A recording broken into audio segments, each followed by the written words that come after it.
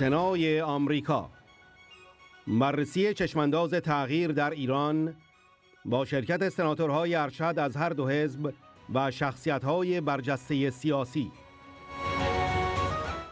محکومیت توطئه‌های تروریستی رژیم علیه مقاومت، حمایت از قیام مردم ایران برای آزادی و برنامه 10 ماده‌ای مریم رجوی برای ایران آینده. روز پنجشنبه 14 مارس در آستانه عید نوروز یک جلسه تحت عنوان حقوق بشر و دموکراسی در ایران در سالن مشهور جان کندی در سنای آمریکا برگزار شد. در این جلسه سناتورهای ارشد، جین شاهین، عضو کمیته خارجی، کمیته قوای مسلح و کمیته تخصیص بودجه و جان بوزمن، رئیس زیر کمیته بازسازی نظامی در کمیته تخصیص بودجه آمریکا و همچنین ژنرال جیمز جونز، اولین مشاور امنیت ملی دولت اوباما، سناتور جوزف لیبرمن، کاندیدای پیشین معاونت ریاست جمهوری، فرماندار تام ریج، اولین وزیر امنیت ملی آمریکا و سفیر لینکلن بلومفیلد، مدیر کل سابق وزارت خارجه آمریکا در امور سیاسی نظامی شرکت و سخنرانی کردند.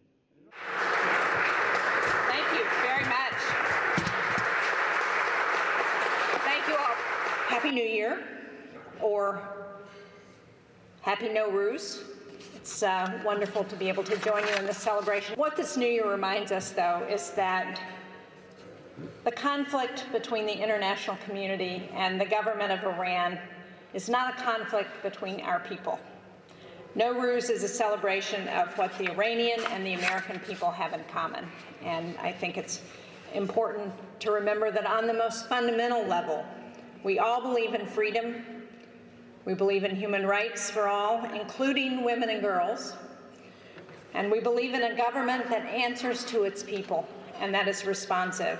Nowruz, as it's celebrated around the world, demonstrates Iran's rich cultural roots and shows us that the future of Iran always belongs to its people. That future, I hope, will someday, very soon, include an Iran that respects the rights of its people and contributes positively to the stability of the region. As we know right now, that is not the case. And the best way we can get there is to support so many of the efforts that you all are engaged in. So thank you for this opportunity to say hello, to wish everyone Happy Nowruz, and I hope you continue successfully with all of your efforts. I will be there behind you. Thank you.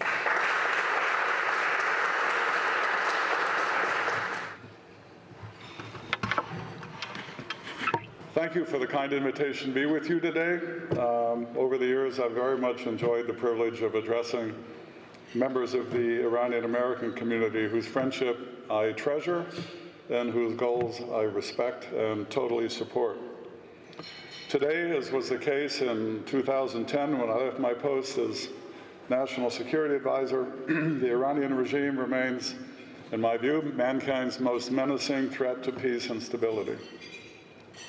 You all know the roll call of infamy very well. It's a regime that seriously violates human rights, UN Security Council resolutions, and international law.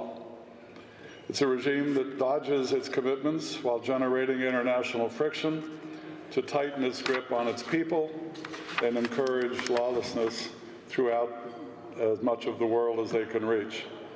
And Tehran remains the chief antagonist of democracy and liberalization across the Middle East, where a better future for millions of people struggles to emerge.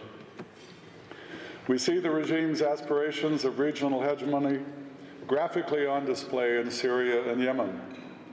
In Yemen, the regime hopes to keep the Gulf community embroiled in the Shia-Sunni conflict, and in Syria to preserve its proxy state as a permanent base for regional troublemaking and international terror.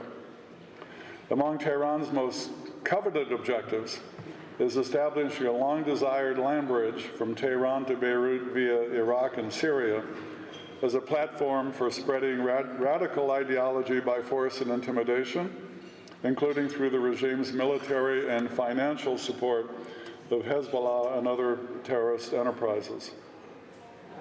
Witness Mr. Rouhani's visit to Iraq earlier this month in Iran's ongoing effort to assert itself further in Iraqi politics and government. The United States, in concert with our friends and allies in the regions, absolutely must do everything necessary to prevent these territorial ambitions from being realized. As a longtime advocate for their protection and humanitarian resettlement, I'm of course relieved that the refugees were finally relocated out of harm's way. However, we should not kid ourselves. The challenges they face are not relegated to the past. Their resettlement in Albania and other locations has brought new obstacles. Let me be clear. The international community is deeply grateful to Albania for opening its arms to resettlement.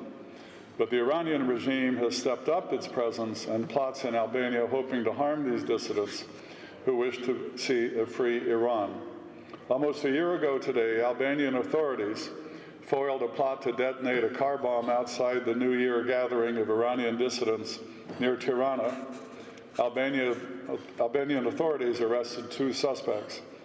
In December 2018, Albania expelled the Iranian regime ambassadors to that country and another so-called diplomat for their involvement in terror plots in Albania. And of course, the regime is keeping up its efforts to silence dissidents, not just in Albania, but around the world. Last June, French authorities foiled a terror plot against the annual gathering of the Iranian opposition in Paris. A couple of months later, U.S. law enforcement took into custody 2 Iranian spies, surveilling and gathering intelligence on members of the pro-democracy opposition in this country. Moreover, diplomats and agents of the regime have been implicated in terrorist plots against Iranian dissidents in France, the Netherlands, and Belgium. So these are just some of the actions of a regime that knows it is out of step with modernity and fearful of those with a vision and a plan for a better future. As you know, I've been privileged to be part of a large group of former and current senior U.S. civilian and military leaders advocating for their rights and welfare, and we will continue to be advocates for just that. And this includes the President's National Security Advisor, John Bolton, who has remained steadfast in his support for our objectives. Fed up, the people of Iran have taken to the streets in what Secretary of State Pompeo describes as the most enduring and forceful protests since 1979. The regime has imprisoned thousands, several dozens have died. In the most recent affront to human rights and rule of law, a few days ago, Khomeini appointed a member of the Death Commission, which sentenced 30,000 political prisoners to death in 1998 as the new head of the nation's judiciary. Among his first declarations, Ibrahim Raisi announced that security takes precedence over all else, promising to deal with any form of dissidence decisively. The security Raisi refers to, of course, is not Iran's security, but the regime's security. Yet we know that the repression and corruption, no matter how severe, will not still the courage and the passions of the Iranian people, demanding the right to liberty and a government worthy of its hopes and its dreams. And that's why the protests have continued in a very organized way and with a crystal clear purpose to free Iran. We also know that Iran is suffering deep economic pain. The rial has collapsed, inflation has topped 70%. I think it's fair to say that good intentions and an abiding sense of hope was the catalyst for the Iran nuclear deal at its inception. The Trump administration's decision to withdraw the United States from the accord was not without its controversy, either at home or abroad. But I have to ask, could Tehran truly have been surprised given the distrust created by the regime's relentless repression, or its history of non-compliance, or its deadly support of terrorist activities across the globe? Just look at the regime's behavior at the same time it proclaims its true trustworthiness and dependability. As we say in Missouri, show me. They can't show me. What has it shown us? A vigorous pursuit of an intercontinental and medium-range ballistic missile capability, continued provocations in the Straits of Hormuz, and a broad spectrum of malevolent activity in cyberspace.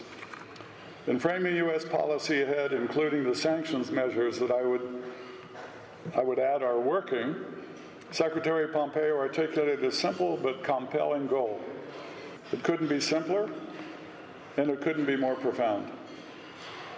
Of course, achieving that vision is deeply rooted in Mrs. Maryam Rajavi's vision and aspirations. It's at the core of her 10-point plan for Iran's future. They are truly Jeffersonian principles that every freedom-loving member of the human race can embrace, and that every form of tyranny fears. So just to remind ourselves, what does the plan call for, and why does the regime fear it so much? And I'll just briefly enumerate them because they're worth thinking about. 1, free and honest elections. 2, pluralism. 3, abolition of the death penalty. 4, separation of church and state. 5, gender equality. 6, rule of law. 7, the protection of human rights. 8, free markets and protection of property. 9, peaceful coexistence with other countries. And 10, a nation devoid of nuclear weapons. So, my friends, this is what the regime fears. We look forward with great anticipation to the day when these fears are realized completely and fully. The United States and its allies have a vital role to play in helping shape the kind of free and democratic future that Mrs. Rajavi's 10-point plan promises. To that end, I believe we must focus on 6 strategic imperatives. 1, maintain a constant vigilant eye on the regime's activities in the nuclear and missile domain. 2, remain focused on a just outcome in Syria, a humanitarian tragedy which has so sadly fallen out of the news. Nothing would strengthen Tehran more than to maintain Syria as a proxy and to strengthen its influence in Iraq. 3, support the Gulf community in its aspirations to create a defense alliance to check the regime's power and counter the armed Islamist extremist group it supports. 4, reinvigorate Middle East peace process. 5, though not least, to support the Iranian people who hunger for democracy and a government worthy of their hopes and dreams. And 6, prepare the plan that will be implemented the day after the regime falls. And this is something I think that would be extremely positive, not only for the people of Iran to fully understand what will happen when that day comes. What is the plan? What are the things that will be done the day after the regime falls? What can the people look forward to? And it's also a good message for democratic capitals and friends of this movement all over the world under the leadership of Mrs. Rajavi and NCRI. In the end, try as the regime may to destroy it, such a future is irresistible. It's a future that says to the mullahs, your days are numbered. And not just because of the condemnation and resolve of the United States and partners in the international community insisting on Iran's compliance with international law. They are numbered because your people will not cease its insistence on a government that reflects its hopes.